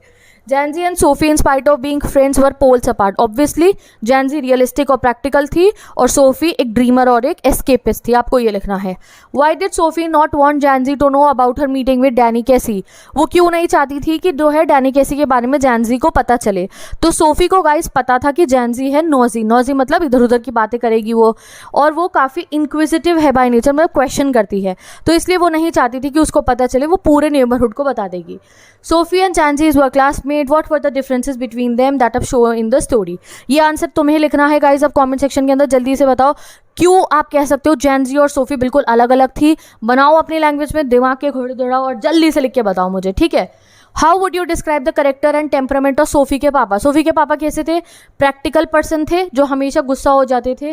When she tells him about her fantasy dream, जब सोफी बताती थी ना, he was characterize a plum face थे, स्वेटी मैन थे, और कुछ अप्रोप्रिएट फूड पैटर्न, ये छोड़ो इतना इंपॉर्टेंट क्वेश्चन नहीं है, बट हाँ सोफी के पापा का याद रखना है, ये आ गया तो हमने पढ़ा है। Why did Sophie like her brother Geoff more than any other person from her perspective, बताओ। तो सोफी को अपने बड़ा भाई जियोफ इसलिए पसंद था बाकी किसी और जने के बिना, क्योंकि वो बातें नहीं करता था और उसे उसकी जेलेसी होती थी कि वो चुप रहता है, मतलब इसके दिमाग में कुछ अपनी थॉट्स हैं। शी इमेजिन, वो बाइक का इंसिडेंट था कि अगर मेरा भाई मुझे बाहर घुमाने ले जाएगा तो मेरी मोनोटोनस लाइफ से वही है जो मुझे बचा सकता है। What social economic background Sophie belong करती थी, तो हमें पता है वो मिडिल क्लास फैमिली को बिलोंग करती थी। उसका घर का जो सिनेरियो था याद है आपको, एक आध बातें लिख दो, जो सिंक था उसमें बर्तन पड़े थे, डर्टी क्लोथ्स थे, ये सब चीज़ें, और उसको ईयर मार्क थी वो जो है फैक्ट्री के लिए। उसका भाई भी एक मैकेनिक था, तो इससे पता चलता है वो मिडिल क्लास फैमिली के थे। वाई डिडंट सोफी वांट, ये तो हमने पढ़ लिया। Did Sophie really met Danny Casey, तो कई बच्चों को तो एंड तक यही नहीं पता होता, कई बच्चों को लगता है मिला है डैनी कैसी, तो नहीं, no Sophie did not met Danny Casey although she did go and sit on a wooden bench near the canal, yet in her heart she knew that she was only imagining things. She imagine him coming and then imagine her own consequent excitement at his arrival. Why which was the only occasion जब वो Danny कैसी को person में देखती थी, वो soccer match के दौरान होता था। Who are the two girls, what do they talk while coming home from school, कौन है जैनजी सोफी, हमें पता है, छोड़ो इसे। Why does Jansie discourage Sophie from about thinking so big, आप कह सकते हो यार ड्रीम्स, तो वही चीज़ है गाइस, वही वाला क्वेश्चन जो हमने फर्स्ट नंबर पे करा था, बस क्वेश्चन की लैंग्वेज बदल गई है। What impression do you form of Sophie after reading the going places, तो सोफी के बारे में आपको क्या लगता है। तो सोफी बाकी टीनेजर्स की तरह ही ड्रीम और फैंसीज में रहती है, एस्केपिस्ट है वो, ठीक है, एस्केपिस्ट मतलब रियलिटी से भागने वाली। तो कहीं कभी सोफी का और अगर चार्ली भाई साहब है ना, वो भी तो एस्केपिस्ट है, उनका कनेक्शन आ जाए तो कुछ नहीं करना, सोफी की स्टोरी बता देनी और चार्ली की story. Her ambitious have no relation with harsh realities of life, she wants to have a boutique, actress भी बने, फैशन डिजाइनर भी बने, और रोमांटिक उसको जो है एक डेट भी चाहिए अपनी डैनी कैसी के साथ। She indulges in hero worship, she become sad जब डैनी कैसी आता नहीं है। She suffer because of her dreams which are the creation of her own mind, ठीक है जी। विद दिस गाइज हमने बहुत सारे क्वेश्चन कंप्लीट कर लिए फ्लेमिंगो बुक के, इससे आपकी पूरी फ्लेमिंगो बुक का भी रिवीजन हो गया, चैप्टर पूरा रिवाइज हो गया, और शॉर्ट क्वेश्चन तो सारे कंप्लीट हो गए। These are the basic question जिससे आपके पूरे सिलेबस का प्रिपरेशन हो चुका है फ्लेमिंगो के। ओके, ऐसे ही अभी हम विस्तास के एंड पोएम्स के भी। सो गाइज अब हमें पढ़ने हमारे विस्तास बुक के सबसे ज्यादा इंपॉर्टेंट क्वेश्चंस, तो चलो देखना शुरू करते हैं अपने पहले चैप्टर के क्वेश्चन से, द थर्ड लेवल से। तो पहला क्वेश्चन है what was the third level and where was it situated. तो थर्ड लेवल एक इमेजिनेशन है चार्ली भाई की, it was not present in reality, but Charlie claim करता था कि वो है present. According to Charlie third level कहाँ है, ग्रैंड सेंट्रल स्टेशन न्यूयॉर्क में है, ठीक है। Explain the phrase swear on a stack of time table, यानी कि मैं कसम खा रहा हूँ टाइम टेबलों की, इसका मतलब क्या हुआ, ये जो फ्रेज है थर्ड लेवल चैप्टर में से लिया गया है, एंड इस फ्रेज का मतलब ये है कि वो जो है एब्सोल्यूट सर्टिनिटी, यानी कि बहुत श्योरिटी के साथ कह रहा है कि न्यूयॉर्क के, न्यू हेवन के, हार्टफोर्ड रेलवे के हर एक प्रेसिडेंट ये बोलेंगे कि ग्रैंड सेंट्रल स्टेशन के 2 लेवल है, बट आई एम टेलिंग कि नहीं भाई साहब 3 लेवल्स हैं। Why do you think Charlie withdrew all the money he had from bank to buy old style currency? Charlie ने क्यों पुराने नोट निकलवाए थे ये बताओ। तो in the third level Charlie withdraw करता है significant portion of his saving to buy old style currency, because उसको बिलीव है कि जो ग्रैंड सेंट्रल स्टेशन है वो टर्मिनल टू पास्ट है और वो उस करेंसी को यूज करके अपनी वाइफ लूजिया के साथ वहां रहना चाहता है। चार्ली बिलीव करता है ओल्ड करेंसी से उसे ग्रेटर वैल्यू मिलेगी पास्ट के अंदर और वो फाइनेंशियल सेफ्टी की तरह उसका रहेगी। जिससे कि in case they can not return to present, मतलब कि इतने सारे $300-200 वो इसलिए लेके जा रहा है, थोड़े से पैसे इसलिए नहीं लेके जा रहा है वो कि भाई फिर वहाँ पे अपना खर्चा पानी भी तो चलाऊंगा ना उनसे। How did Charlie often got lost in the grand central station, खोता कैसे था वहाँ पे? तो grand central station expansion resemble the growth of a tree with countless corridor, doorways and staircase extending like roots। तो चार्ली को ऐसा लगता था। The station had a complex interwoven structures leading confusion। While searching for an entrance and exit, Charlie often found himself moving up and down different levels, frequently losing his way। तो Charlie को क्या लगता था कि वो पेड़ इसलिए है क्योंकि वहाँ के बहुत सारे कॉरिडोर्स हुआ करते थे। Do you think that third level was a medium of escape for Charlie? Why? तो द ऑब्वियसली वो मीडियम ऑफ एस्केप था उसका। जो प्रेशर्स है, अनसर्टेनिटीज है, स्ट्रेस है मॉडर्न वर्ल्ड का, उसने चार्ली की मेंटल वेलबींग को इफेक्ट कर दिया है। चार्ली ओवरवेल फील कर रहा है आज के दुनिया के वजह से, इसलिए वो एस्केप का एक जरिया ढूंढ रहा है। However, it was a creation of his imagination. It was desire to break free from the modern world की insecurity, fear, worries and stress by entering into a world of dream and fantasies। तो ये question पढ़ लो, अगर ऐसा कोई question आए तो बहुत इंपॉर्टेंट है। What made Charlie believe that he was actually standing on the third level? तो एक शाम की बात है, after working late at his office, Charlie को बहुत जल्दी हो रही थी to reach home। तो while navigating grand central station वो एक्सीडेंटली एंटर करता है आग डोरवे में और वो खुद को कहाँ पाता है? थर्ड लेवल पे।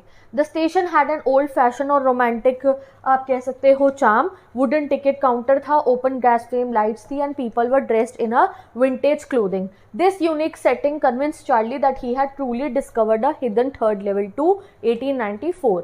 What is inferred from the Sam का लेटर? सैम के लेटर से हमें क्या समझ में आता है? तो जो सैम का लेटर था पोस्टमार्क, उस पर क्या लिखा था? जुलाई 18, 1894 गेलिसबर्ग इलिनॉइस से वो आया था एंड उसमें हमें एलिमेंट्स ऑफ मिस्ट्री पता चले। लेटर वैलिडेट करता है चार्ली की बिलीफ को कि जो थर्ड लेवल है वो सच्ची में है एंड वो जो है उसको डिस्कवर करके गेलिसबर्ग पहुंच सकता है। This letter blurs the boundaries between reality and fantasy, leaving readers to wonder if the third level is real और जस्ट अ साइकोलॉजिकल एस्केप। ठीक है, यही वो एक पॉइंट है जहाँ पे हमें लगता है क्या ये सच तो नहीं था। Why did Charlie run away from the ticket counter when he went to buy old currency? क्यों भाग जाता है बिना टिकट्स खरीदे? तो when Charlie tempted to buy tickets Gettysburg using modern currency, the ticket clerk at the third level found it suspicious। वो suspicion से देखता है। The old-fashioned setting did not recognize contemporary money. The clerk threatened to have Charlie arrested if he did not leave immediately. Fearing imprisonment, Charlie quickly fled the ticket counter। What convinced Lucia and Charlie about the existence of the third level? Lucia और Charlie को कब लगा कि हाँ भाई third level तो शायद सच्ची में है? तो इनिशियली लूजिया बहुत वरीड थी चार्ली के ऑब्सेशन से ऑफ फाइंडिंग थर्ड लेवल और वो मना करती थी इसे मत ढूंढो। However, Charlie and Lucia खुद ही ढूंढ रहे third level because of the letter from Sam। The lecture was dated, lecture कह रही हूँ मैं, the letter was dated 18 July 1894 and वो आया था गेलिसबर्ग इलिनॉइस से। This provided concrete proof that the third level was not just Charlie का imagination, as Sam himself has claimed to visit it। What does Charlie's journey to Gettysburg reveal about the power of imagination? क्या हमारी power of imagination पे दिखाती है? तो Charlie का experience जो है गाइस हाईलाइट करता है इमेंस पावर हमारे ह्यूमन इमेजिनेशन की। His mind constructs a convincing and immersive world। आपको क्या पढ़ के लग रहा है कि नहीं है थर्ड लेवल? लगता है ना है। This suggests that mind can serve as a refuge from harshness of modern life, allowing people to escape to more peaceful and nostalgic place। Who was psychiatrist? What did he tell about the third level? So Sam was a psychiatrist. He was friend of Charlie. He told about the third level that it was imagination of Charlie. He explained that modern world is full of insecurity, fear, war and worry. Due to all these, Charlie was upset. So the imagination of the third level arose in his mind. This imagination of him was an escape from reality. What about his grandfather did Charlie tell his friends? क्या बताता है वो अपने friends को grandfather के बारे में? तो Charlie told his friends about his grandfather that he lived in nice and peaceful time, yet he was the one who started the stamp collection. He did not really need any temporary refuge from reality। कि मेरे दादाजी तो अच्छे ज़माने में रहते थे, उन्हें तो कोई ज़रूरत नहीं थी, ये वो कहता है। How did Charlie enter the third level? तो one night Charlie worked late at his office.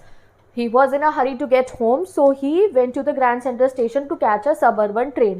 But he was lost in a corridor. He thought it was second level, but according to Charlie, he had entered the third level. Why did Charlie think that Grand Central is growing like a tree, pushing out new corridors and staircases like roots? क्यों Charlie को लगता है? तो Charlie को हमेशा new corridor doorways मिलते रहते थे, सो देयरफॉर वो उसे लगता है कि एक जो पेड़ की तरह जो है ये फैल रहा है। What did Charlie find when he entered the third level? क्या मिला था उसे? तो according to Charlie, when he entered the third level, he saw people wearing old-fashioned dresses, old locomotive यानी कि इंजन जो था, newspaper dated 11 June 1894, brass pitons, flickering glass lights, and many other things related to that century. What did Charlie do to make sure that he was on the third level? तो make sure करने के लिए कि Charlie third level पे ही है, Charlie गया news boy के पास और उसने न्यूज़पेपर को चेक करा। इट वॉज द वर्ल्ड, वो वर्ल्ड न्यूज़पेपर था which had not been published for years. Later he found the front page in the public library files and it was printed on 11 June 1894, मतलब वो बिल्कुल सही था।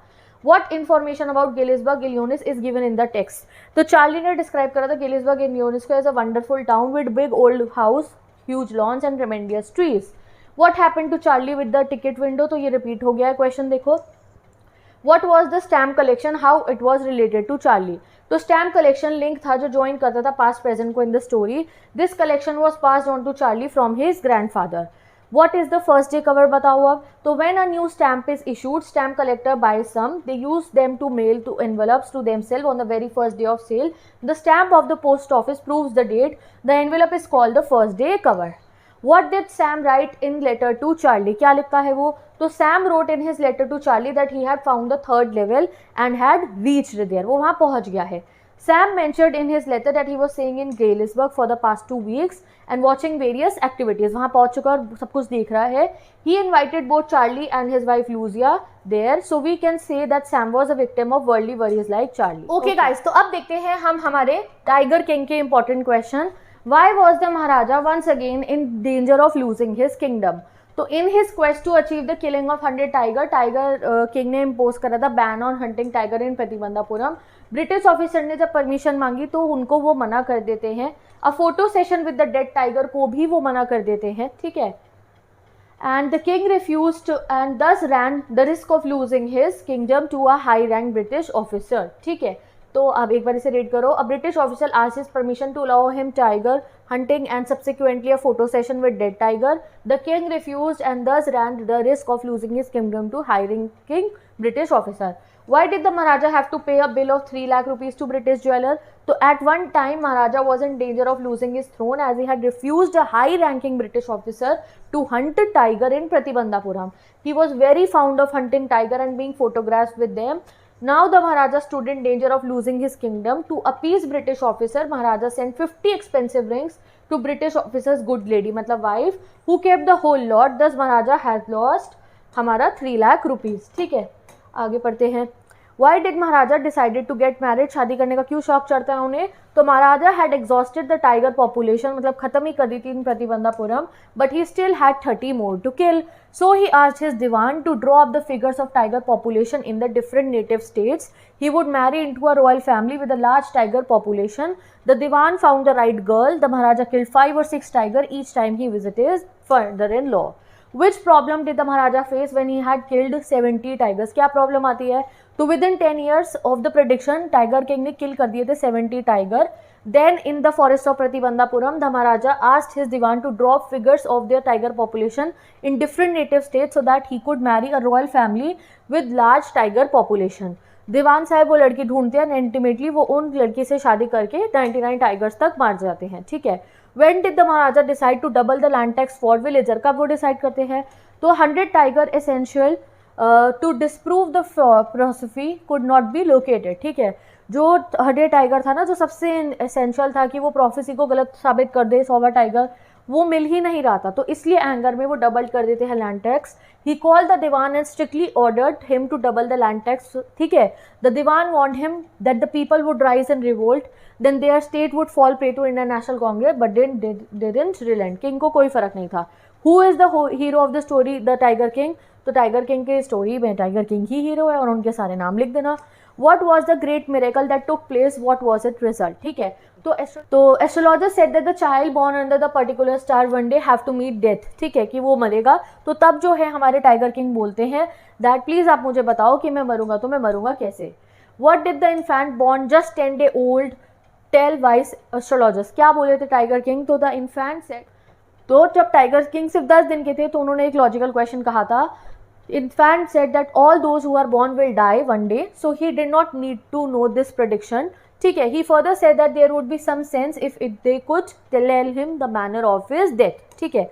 Why was Maharaja so anxious to kill the 100 tiger? क्यों वो इतने anxious थे? तो महाराजा had killed 99 tigers. If he could kill just one more tiger, he would have no fear left. Then he could give up tiger hunting altogether. He thought of the tiger during day, night and dreamt of it. Moreover, he had to be extremely careful with the last tiger. The late chief astrologer had already warned him. What made chief astrologer place his finger on his nose? ठीक है, मतलब ये कुछ भी नहीं है. जब वो बताते हैं ना टाइगर मरेगा, टाइगर की वजह से आप मरोगे, वो है. How did the crown prince Jalani Jung Bahadur grow up? कैसे उनका पालन पोषण हुआ था? तो द इन्फेंट जो है हमारे चाइल्डहुड में जो हमारे टाइगर किंग हैं उनको बिल्कुल ही जो है आप कह सकते हो एक इंग्लिश स्टाइल में पाला गया. English Naini, English tuition, English films, everything English. Does the story address the theme of destiny and the unexpected, the Tiger King's fate? Yes, story के अंदर destiny का भी रोल है. Despite Tiger King's belief in his control over fate, उनको लिखा हुआ था वो तो सच हुआ ना, चाहे वो कुछ भी कहते रहे कि नहीं मैं नहीं करूँगा, उनको इतने बड़े बड़े टाइगर कुछ नहीं मार पाए, but minor accident involving just a splinter से गाइस उनकी डेथ हो जाती है. How does the tiger king character resonate with modern political figures and what lesson can be drawn from his story? तो ये जो चैप्टर है ना, ये यहाँ पे हमें जो है पॉलिटिशियंस के बारे में और जो लोग पीपल इन पावर है उनके बारे में बताया गया कि कैसे वो पावर का मिसयूज करते हैं. तो tiger king resembles modern political figure who prioritize personalize interest. ऐसे ही तो होता है आजकल भी, सब लोग अपने जो पॉलिटिशियंस भी होते हैं अपने वादे पूरे नहीं करते, सिर्फ अपना पब्लिक इंटरेस्ट, अपना इंटरेस्ट देखते हैं rather than public interest. His actions reflect authoritarian tendency, जहाँ पे लीडर्स मैनिपुलेट करते हैं रूल को अपने बेनिफिट के लिए. The story serves as a warning against selfish leadership and the consequence of unchecked power. ये स्टोरी दिखा रही है कि अगर कोई लीडर बहुत सेल्फिश है तो आप देखो सोसाइटी का हाल ये होगा. What can you infer about the role of superstition in the story? तो सुपरस्टिशन का क्या रोल है? तो हाँ, सुपरस्टिशन का रोल है एस्ट्रोलॉजर की प्रोफेसी जो उन्होंने करी, उसी हिसाब से टाइगर किंग ने अपनी लाइफ के चॉइसेस ली एंड अल्टीमेटली उनकी डेथ हो जाती है. How do the tiger king obsession with tiger hunting reflect the abuse of power? तो यस, यही है कि कैसे उन्होंने गाइस अपने पर्सनल गेन के लिए यूज़ करा. How does the stories humour and satire effect your perspective of tiger Kings character? क्योंकि बहुत ह्यूमरसली बताइए तो ये बताना है. तो use of humour and satire make tiger king appear foolish and self absorbed. जैसे हमारे राइटर ने दिखाया ना, वो ऐसे दिखा रहे टाइगर किंग फूलिश है. हिज एग्जैजरेटेड एरोगेंस और उनके ऑब्सेशन की वजह से ही उनकी देखो डेथ हो जाती है. विद दिस हमने इंपॉर्टेंट क्वेश्चन कर लिया, थोड़े हाई एंड भी कर लिए, सिंपल वाले भी कर लिए टाइगर किंग के. अब आते हैं हम journey to the end of the earth के इंपॉर्टेंट क्वेश्चन पे. ये है हमारा journey to the end of the earth का. Why does one lose all earthly perspective on reaching Antarctica? Antarctica जाके आप सब कुछ क्यों भूल जाते हो? तो तिशानी दोषी जो है एंटार्क्टिका को क्या कहती है? वो बहुत वास्ट है, अनटच्ड लैंडस्केप है without human made structure like billboard and buildings. The immense white जो पूरा का पूरा लैंडस्केप है make her feel a sense of relief and wonder. She realizes the impact of overpopulation and fossil fuel burning which have led to global warming. The remoteness of Antarctica provides a unique perspective on how human activities can affect the planet. So, next question. Write a short note on the history of human existence on planet Earth. तो हम जो humans है guys, हमारी जो अर्थ पे अगर हम रहने का समय देखें तो वो बहुत छोटा है एज कम्पेयर टू हमारी अर्थ की क्लॉक, सिर्फ 12,000 साल. whereas the earth is about 650 million years old. Antarctica was one part of the super continent जो है हमारा गोंडवाना लैंड. ठीक है, और the breakup of the Gondwana land led to the formation of present day continents and the extension of dinosaur. What is the significance of the title journey to the end of the earth? आप ये बताओ. तो title का double meaning है. Firstly it refers to Tishani Doshi की journey to Antarctica to the southernmost part of the world. Secondly, it symbolized the destruction of the planet due to the environmental issue. And of the अर्थ मतलब क्या है कि अगर हमने Antarctica को नहीं बचाया तो एंड ही हो जाएगा ना हमारा अर्थ, इसलिए इसके जो है डबल मीनिंग है. ठीक है, चलो अगले क्वेश्चन पे चलते हैं. हाउ डज तिशानी दोषी analyse the problem of environment and global warming in this lesson? तो दोनों ही के बारे में उन्होंने बताया. तिशानी दोषी ने हाईलाइट करी ओवर पॉपुलेशन की प्रॉब्लम, एक्सेसिव फॉसिल फ्यूल्स की. उन्होंने बताया कैसे कार्बन डाइऑक्साइड एमिशंस की वजह से ग्लोबल टेम्परेचर राइज हो रहा है. इवन स्मॉल इंक्रीज से कैटास्ट्रोफिक जो है इफेक्ट्स हो सकते हैं. एंटार्क्टिका जो है अगर वार्म हो गया तो आपको पता है क्या होगा. She emphasised that despite human existence being only, ये आप मत लिखना, of earth's history, human have cause severe environmental damage. चलो, what advantage does visit to Antarctica give? क्या एडवांटेज होगी? तो विजिट टू एंटार्क्टिका हेल्प करता है हमें अंडरस्टैंड करने में past, present and future of हमारा अर्थ. वो साइंटिस्ट और स्टूडेंट्स को अलाउ करता है कि वो बाकी चीज़ों को समझ सके. How long was Tishani Doshi's journey? कितनी इनकी जो है जर्नी थी? तो 9 time zone, 6 checkpoint, 3 water body and multiple ecospheres को पार करके वो वहाँ पहुँचती है. व्हाट वर तेशानी दोषी से इमोशन ऑन रीचिंग एंटार्क्टिका, क्या इमोशन थे, तो उन्हें बहुत रिलीव महसूस हुआ था। The vast white landscape and uninterrupted blue horizon field her with wonder and amusement at its immensity and isolation. What is Gondwana land, बताओ। तो गोंडवाना लैंड एक सुपर कॉन्टिनेंट होता था जो बहुत सालों पहले हमारे यहाँ पे था, और जो है इट वॉज वार्म क्लाइमेट होता था, फ्लोरा फौना होती थी, और वो डायनासोर और जो है बाकी मैमल्स आने से पहले उनका घर होता था। How did Antarctica became isolated, तो भाई कॉन्टिनेंटल ड्रिफ्ट के बाद में जब इंडिया मूव करा नॉर्थवर्ड हिमालयाज की तरफ, साउथ अमेरिका ड्रिफ्ट करा ड्रेक पैसेज की तरफ, तब जो है हमारा एंटार्क्टिका अकेले नीचे फ्रोज हो गया। How does one lose sense of perspective and time in Antarctica, क्योंकि वहाँ पे ऑस्ट्रल समर रहता है, यानी कि बहुत समय तक दोपहर ही रहती है, दिन ही रहते हैं काफ़ी दिनों तक, और वहाँ पे कोई आवाज़ें नहीं होती है एक्सेप्ट जो है आप कह सकते हो अवलांच की, ठीक है, वहाँ पे कोई बिलबोर्ड वगैरह नहीं होते, तो इसलिए हम लोग जो है वहाँ पे भूल जाते हैं कि हम अर्थ पे भी है। How was mankind cause environmental destruction, तो सिंपल आप लिख देना हम कैसे डिस्ट्रक्शन करते हैं। Why is Antarctica important for future mankind, इसलिए है क्योंकि वो अनटच्ड है अभी ह्यूमन एक्टिविटी से, और उसमें हमारे कार्बन रिकॉर्ड्स हैं। What is student on ice program, तो ये एजुकेशनल प्रोग्राम था जो जियोफ ग्रीन ने लीड करा था, जिससे वो बच्चों को वहाँ लेके जा पाए और उन्हें सिखा पाए, ठीक है। क्या ये प्रोग्राम सक्सेसफुल हुआ, तो यस प्रोग्राम सक्सेसफुल है, because seeing climate change first hand has a deeper impact on student rather than just learning about in the classrooms, ठीक है। नरेटर ऐसा क्यों कहती है, take care of the small things and big things will fall into place, तो वो phytoplankton वाला case आपको समझाना है, ओके जी। विद दिस गाइस हमारा ये वाला चैप्टर के भी क्वेश्चंस कंप्लीट होते हैं। अब हम आते हैं अपने अगले चैप्टर पे, द एनिमी। तो मैं ज़्यादा क्वेश्चन करा रही हूँ, इससे चैप्टर का भी रिविजन हो गया, और ये क्वेश्चन तो अच्छे से पढ़ने ही है। पॉज करो वीडियो को, अच्छे से रीड करो, इन्हें ज़रूर प्रिपेयर करना है। ओके गाइस, अब हम अगले क्वेश्चन पे आते हैं। How did doctor Sadao's father bring him up, हम आ गए हैं एनिमी चैप्टर पे। तो डॉक्टर सदाओ की अगर हम बात करें, सदाओ's father was strict and focused on his education. He never played with him but put great effort into shaping his future. He believed in discipline and sent Sadao to America at 22 to study medicine, ensuring he had bright future.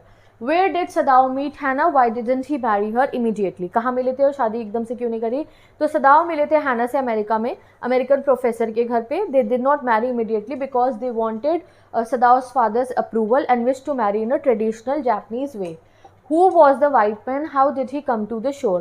तो white man एक American soldier था, possibly a prisoner of war. He had a gunshot wound on his lower back, blackened with the gunpowder.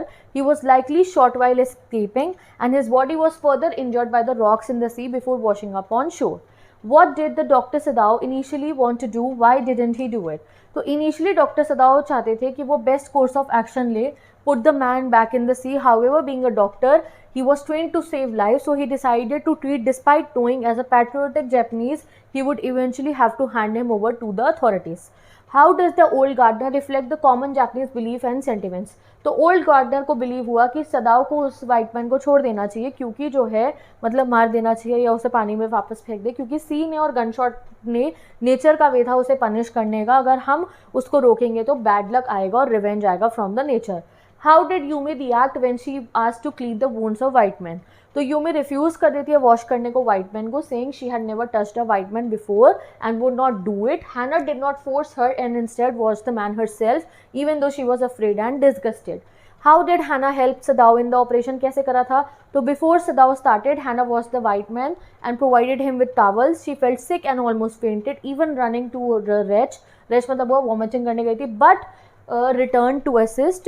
She administered anesthesia to the patient. Why does the general speak of German ruthlessness and American sentimentality? General ने क्यों कहा था German doctors को ruthless? तो general said that German doctors जो है ruthless है and only cared about the success of the operation and not the patient का survival. He appreciated American doctor कम compassion, wished Sadao would be ruthless like Germans when dealing with the enemy and compassionate when treating him. Why does Dr. Sadao not sent abroad? तो आपको पता है कि general को need थी उनकी, इस वजह से नहीं. Why did the servants of Dr. Sadao refuse to stay in the house? The servants were patriotic and believed in helping American as a betrayal. They also feared arrest and punishment from the authorities for supporting an enemy. What two things happened on the 7th day? तो servants left करते हैं as a protest और messenger आता है जो बताता है कि जनरल की तबीयत खराब है. तो विद दिस गाइज ये चैप्टर के भी हमने इंपॉर्टेंट क्वेश्चन कर लिए हैं. मिसिंग, जब वो वापस चला जाता है एनिमी, उसका मैंने क्वेश्चन इंक्लूड नहीं करा है, तो वो भी आप समरी वाली वीडियो में से पढ़ ही चुके हो कि वो जब उसे भगाते हैं तो वो कैसे भगाते हैं। याद है किसी को? जल्दी बताओ कमेंट सेक्शन के अंदर क्या क्या चीज़ें वो रेडी करते हैं उसके लिए, वो आप लिख दो। ओके चलो अब हम अपने नेक्स्ट चैप्टर पे आते हैं, on the face of it. Okay guys, तो अब पढ़ते हैं अगला question. What is the attitude of the mister Lamb towards the small boy who comes to his garden? क्या एटीट्यूड था? तो मिस्टर लैम काफी जेंटल थे, काइंड थे, वेलकमिंग थे towards the boy. He treats him with warmth and care like an elder guiding a younger one. He advises him to be careful on the apples and ground and reassures him to be not afraid. What explanation does the small boy offer for coming into the garden? तो dairy कहता है कि उसे लगा था garden empty है and he did not know कि वहाँ पे मिस्टर लैम है, और मिस्टर लैम उसे इनकरेज करते हैं कि कोई बात नहीं, तुम यहाँ पे रह सकते हो। We are not the same, says Derry, and how does Mr. Lamb try to convince him that there is no essential difference between them? तो Mr. Lamb explain करते हैं that वो दोनों ही human beings हैं with physical impairment. Derry has burnt face while उनकी एक tin leg है. He emphasized that disabilities do not define a person. ये लाइन याद रखना, मिस्टर लैम उसे कहते हैं डिसेबिलिटी हमें डिफाइन नहीं करती है, and that being alive and making the most life is truly matter. How does Derry interpret the fairy story of Beauty and the Beast? What does he feel about himself? तो Derry understand that story teachers that true beauty lies within. Derry को समझ में आ जाता है, not in the outward appearance. However he feels that unlike the beast की तरह he will never be loved और accepted by others because of his कार्टवेज. कहता है बीस्ट को तो फिर इससे किस करा था, मुझे कोई नहीं करेगा. He has developed negative attitude and believes that no one except his mother would ever kiss him. People are never just nothing, never. Why does Mr Lamb say so? तो मिस्टर लैम एक्सप्लेन करते हैं that people कभी भी nothing नहीं होते हैं, not simply friends और enemy, they exist as individual. He advises Derry कि आप किसी को हेट मत करो because hated harms the person who holds it more to anyone else. He compares it to a acid, while acid burns only skin, hatred burns person from inside. How does Derry का attitude change? तो initially dairy withdrawn, bitter, self conscious था अपनी appearance को लेकर, वो लोगों के judgement से फियर करता था, बट मिस्टर लैम ने उसके पर्सपेक्टिव को बदला and he shares his own experience explaining that although children mock him by calling Lamey Lamb, he does not let it affect him. Inspired by mister Lamb, Derry जो है life को embrace करता है confidence के साथ. How, according to Mr. Lamb, can one overcome a sense of hurt or humiliation caused by one's physical disability? Mister Lamb उसे कैसे समझाते हैं कि तुम कैसे अपने आप को अच्छा फील करा सकते हो? तो mister Lamb does not provide a direct solution नहीं दिया था, बट एक्सपीरियंस दिए. जैसे कि उन्होंने बताया बच्चे भी मुझे लेमी लैम बुलाते हैं, बट फिर भी वो गार्डन में आते हैं और वो लोगों के वर्ड्स को खुद को इफेक्ट नहीं करने देते, इनफैक्ट वो खुद पॉजिटिव थिंग्स पे फोकस करते हैं. How should people be judged? तो people should not be judged on the basis of the physical appearance but on their जो है कह सकते हैं हम actions. Many individual with physical disabilities have overcome their challenge achieve great success. ये value based type का question है. How does Derry का हैंडीकैप अफेक्ट हिज लाइफ? तो ड्यू टू हैंडीकैप डेरी जो है क्या फियर करता है? Acute lack of self regard. वो सेल्फ कॉन्फिडेंस नहीं है, रिजेक्शन है. He did not like being with people because they constantly remind him of his ugliness, so he stayed away from them. He felt he was too ugly to be liked and loved by anyone. How does Mr. Lamb overcome his feeling of loneliness? तो Mr. Lamb अपनी loneliness की feeling overcome करने के लिए garden में बैठते हैं with gates always open. Okay, और जब ठंडा होता है तो वो क्रैब एप्पल्स को उतारते हैं. He sat in the garden, listened to his bees singing and sat in the sun reading books. Why was Mr. Lamb के गार्डन की gate always open? Why does Mr. Lamb leave the gate open? ठीक है, तो mister lamb को अच्छा लगता था कि गेट खुले हो, नए नए लोगों से मिलना उन्हें अच्छा लगता था, नए लोगों से बात करना उन्हें अच्छा लगता था. He further says that everything that belongs to him belongs to everybody else. Why does Mr. Lamb say so you are not lost, are you not all together? ये लाइन वो कब कहते हैं? ये लाइन वो डेरी को तब कहते हैं जब डेरी उन्हें बताता है कि मुझे छत के ऊपर बारिश का गिरना पसंद है. ठीक है, चलो. In what sense friendship between mister Lamb and Derry fruitful थी? तो येस, द फ्रेंडशिप फ्लरिश हुई between mister Lamb and Derry, बहुत फ्रूटफुल थी क्योंकि मिस्टर लैम ने डेरी को जो है लाइफ अच्छे से जीने के लिए सिखा दिया था. What peculiar thing does Derry notice about mister Lamb? कि वो गेट खुले रखते हैं, वो कहते हैं उनके बहुत फ्रेंड्स हैं, but when Derrick ask about their names वो किसी का नाम नहीं बता पा रहे थे. इनफैक्ट वो ऐसे ही बोल देते हैं. उनका पॉजिटिव व्यू है लाइफ के ऊपर और वो अपनी फिजिकल इम्पेयरमेंट को कोई रुकावट नहीं बनने दे रहे हैं. ठीक है, चलो. Who was Derry, why did he suffer? तो 14 ईयर्स का बॉय था, सिंपल था. ये क्वेश्चन हमारा कंप्लीट हो जाता है. अब आते हैं हम अपने लास्ट चैप्टर पे, मेमोरीज ऑफ चाइल्डहुड के इंपॉर्टेंट क्वेश्चन पे. ओके गाइस, तो अब जितकालासा वाले चैप्टर के इंपॉर्टेंट क्वेश्चन देखते हैं. तो I felt sinking to the floor. Zitkala Sa ने ऐसा कहा है और ऐसा क्यों कहा ये बताओ. तो इट वॉज कालासा का फर्स्ट डे एट स्कूल, और जैसे ही वो डाइनिंग हॉल में एंटर करती हैं तो वो अनकंफर्टेबल फील करती है क्योंकि उनका ब्लैंकेट जो है किसी ने हटा लिया था। तो एट दैट टाइम उनके जो कपड़े थे वो उन्हें अच्छे फील नहीं हो रहे थे, उन्हें अच्छा नहीं लग रहा था, तो इसलिए उन्होंने कहा कि मुझे ऐसा लग रहा था, I felt like sinking into the floor. How did Zitkala Sa find the eating by formula hard trial? Eating by formula उन्हें इतना मुश्किल क्यों कर लग रहा था? क्योंकि उन्हें डाइनिंग टेबल के रूल्स को फेमिलियर नहीं थी। जब पहली बेल बजती है तो वो जो है चेयर निकाल के बैठ जाती है, बाकी सब बच्चे खड़े थे। एम्बैरेस होकर जब वो खड़ी होती है तो बाकी सब बच्चे बैठ जाते हैं। She was confuse by the formal way of eating and felt humiliated which made her cry. What did Judewin tell Zitkala Sa? और वो कैसे रिएक्ट करती है? तो जूडिविन जो हम कुछ इंग्लिश जानती थी, उसने जो है सुना था कि ज़ितकालासा और बाकी लड़कियों के जो है बाल को कटवा दिया जाएगा। How did Zitkala Sa try to जो है avoid the loss of her long hair? तो वो एक रूम में छुप गई थी अंडर द बेड, और खुद को उन्होंने छुपा लिया था डार्केस्ट कॉर्नर के अंदर, जिससे कि वो लोगों को अवॉइड कर सके। What did Zitkala Sa feel when her long hair were cut? ठीक है, तो ज़ितकालासा को बहुत डिवास्टेटेड फील हुआ था जब उनके बालों को काट दिया जाता है। She suffered many humiliation, but ये उनको सबसे वर्स्ट लग रहा था। What were the articles in the stall and the shops that fascinated बामा? तो बहुत सारी चीज़ें थी जो तुम्हें याद हो वो लिख देना, जैसे कि ड्राइड फिश, स्वीट जो हो गई, और जो है लेमूर्स इन केज, और बाकी जितने भी आपको मेंशन करने हो। When did बामा first come to know about the social discrimination faced by the people? तो बामा realized the existence of caste discrimination when she saw an elderly man holding a food packet by its string and offering it to landlord without touching it. She initially found it amusing, but her brother explained that it was because the man belonged to a lower caste and was not allowed to touch the food as it would considered impure. How did बामा react on learning about untouchability? बामा कैसे react करती है? तो बामा deeply upset होती है और anger होती है after learning about untouchability. She felt that it was unfair for the adults of her community to serve the upper caste with such humility. She wished she could touch the food herself. What advice अन्ना ने दी थी बामा को? तो अन्ना कहते हैं कि आप अच्छे से पढ़ाई करो जिससे कि तुम जो है क्लास में फर्स्ट आओगी और लोग सब तुम्हें रिस्पेक्ट करेंगे।